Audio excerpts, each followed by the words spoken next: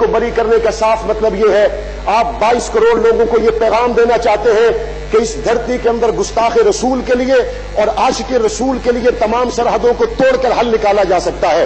میں دیکھتا ہوں اس ملک کے اندر اصغر خان کیس کا ابھی تک کوئی فیصلہ نہیں ہوا، اس ملک کے اندر ابھی تک جنرل مشرف پر جو چارجز لگے ان کا کوئی فیصلہ نہیں ہوا، لیکن اگر جلدی فیصلے ہوئے یا ممتاز قادری کے ہوئے، جلدی فیصلے ہوئے تو آسیہ ملونہ کے ہوئے۔ کیا وجہ ہے کہ ایسے عشاق کو دن بدن حضور علیہ السلام سے محبت کرنے والوں کو کبھی خون میں نہا کر کبھی عدالتوں سے مایوس ہو کر واپس آنا پڑتا ہے۔ میں دکھ اور افسوس کے ساتھ کہوں گا اس فیصلے کے بعد حکومت وقت کو یہ چاہیے تھا وہ نظر ثانی کی اپیل کی طرف خود جاتی، لیکن وزیر اعظم صاحب کا بیان مایوس کن تھا۔ وزیر اعظم صاحب نے جلتی پر تیل کا کام کیا، اس میں کوئی شک نہیں۔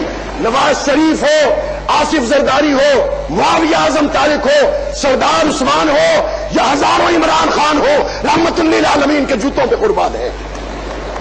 جب یہ بات طے ہے کہ نبی صلی اللہ علیہ وسلم کی عزت و عظمت سے بڑھ کر کوئی نہیں ہے، جب یہ بات طے ہے کہ پاک پیغمبر کی ناموس سے بڑھ کر اس کائنات کا کوئی مسئلہ نہیں ہے، جہاں پر نعت پڑھی گئی میرے نبی کی، جہاں پر تلاوت کی گئی قرآن مجید کی جو میرے نبی پہ اترا، لیکن جب پاک پیغمبر کی عزت کے لیے بات عدالت کا دروازہ کھٹکھٹایا گیا تو سوائے مایوسی کے کوئی چیز ہاتھ میں نہیں آئی۔ میں افسوس سے کہوں گا ہم قرآن والی امت تو پچھلے دور حکومت میں اور آج کے دور حکومت میں آسیہ کو لانے میں ناکام ہوئے، لیکن وہ یورپ کے رکھوالے آسیہ کو لے کے چلے گئے۔ کہاں چلی گئی مسلم امہ؟ کہاں چلی گئی ہماری غیرت؟ شام میں مظلوم بہنوں کے لیے تو کوئی طیارہ نہیں آیا، عراق میں مظلوم بہنوں کے لیے تو کوئی طیارہ نہیں آیا، آسیہ کے لیے تو PIA کا اور پچھلے دور حکومت میں وزیر اعظم کا کوئی جہاز نہیں گیا، اور آج یورپ کے دلدادہ انسانی حقوق کے علمبردار 22 کروڑ مسلمانوں کے جذبات سے کھیل کر اس ملعونہ کو واپس لے جا کے یہ بتانا چاہتے ہیں لا الہ الا اللہ کے نام پر بننے والے ملک کے اندر بھی محمد کی عزت کے قانون پہ کوئی سمجھوتا نہیں ہے۔ میں افسوس کروں گا، میں یہ اپوزیشن یا حکومت کے لیے نہیں کر رہا، یہ میں اپنی شفاعت کے لیے کر رہا ہوں۔ خدا کی قسم جب میں آج کے حالات دیکھتا ہوں میرا دل گھٹتا ہے، میں رحمت للعالمین نبی کے سامنے قیامت میں کیسے پیش ہوں گا؟ میں رحمت للعالمین نبی کے سامنے کس منہ سے پیش ہوں گا جہاں پر تمام ان لوگوں کے حقوق تو ملے؟ میں افسوس سے کہوں گا جنہوں نے فیصل آباد بند کیا، کراچی بند کیا، پورا پاکستان بند کیا جمہوریت کے لیے، ان کو تو تانے دیے گئے۔ میں نے حسین کے نانے کے لیے آواز اٹھائی تو دہشت گرد ہو گیا، میں نے ابو بکر عمر کے پیر کے لیے بات کی تو سمیع الحق کا لاشا اٹھانا پڑا۔ میں یہ بات صرف رحمت للعالمین نبی کی شفاعت کو سامنے رکھ کے کر رہا ہوں، اور میں اگلی بات کروں گا جنہوں نے ناموس رسالت کے عنوان پر لاشیں گرائی، ملکی املاک کا نقصان کیا، توڑ پھوڑ کی ہے، ان کو ایسی سزا ملنی چاہیے کہ وہ عبرت کا نشان بنے، لیکن اس توڑ پھوڑ کی آڑ میں جو پاکستان کے کروڑوں پرامن عشاق مصطفیٰ نکلے تھے ان کے احتجاج کو نظر انداز نہ کیا جائے۔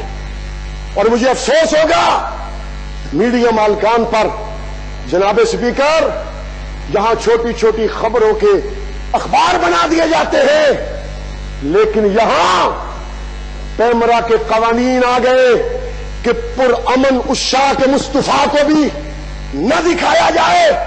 اس کا کیا مطلب ہے؟ اس کا کیا مطلب ہے؟ میں میڈیا مالکان سے کہوں گا یہ پیمرا کا نوٹس تمہارے کام نہیں آئے گا، پاک پیغمبر کی شفاعت تمہارے کام آئے گی۔ میڈیا کے منہ بند کر دیے گئے، کسی نے ٹکٹ تک چلانا گوارا نہ کیا۔ رحمت للعالمین کے عنوان پر بھی اگر آج قوم اس اضطراب میں مبتلا ہے تو مجھے ڈر ہے وہ وقت نہ آ جائے جب لوگوں کا ہمارے ملک کی عدالتوں سے مکمل طور پر اعتماد اٹھ جائے۔ میں اس حوالے سے ایک الگ الگ قرارداد لانا چاہتا تھا، لیکن میرے پاس الفاظ ختم ہو گئے۔ میں کون سی قرارداد لاؤں؟ میں کس دروازے پہ جا کے دستک دوں؟ میں نبی کی عزت کی بات کروں تو کہاں جا کر کروں؟ لیکن میں امید کروں گا کہ سپریم کورٹ نے 56 صفحات پر مشتمل جو فیصلہ لکھا ہے، کیا ذیلی عدالتوں کو وہ حقائق نظر نہیں آئے جو سپریم کورٹ کو نظر آئے؟ ذیلی عدالتوں نے سزائے موت کو باقی رکھا، بالائی عدالتوں نے ختم کر دیا۔ اس کا کیا مطلب ہے؟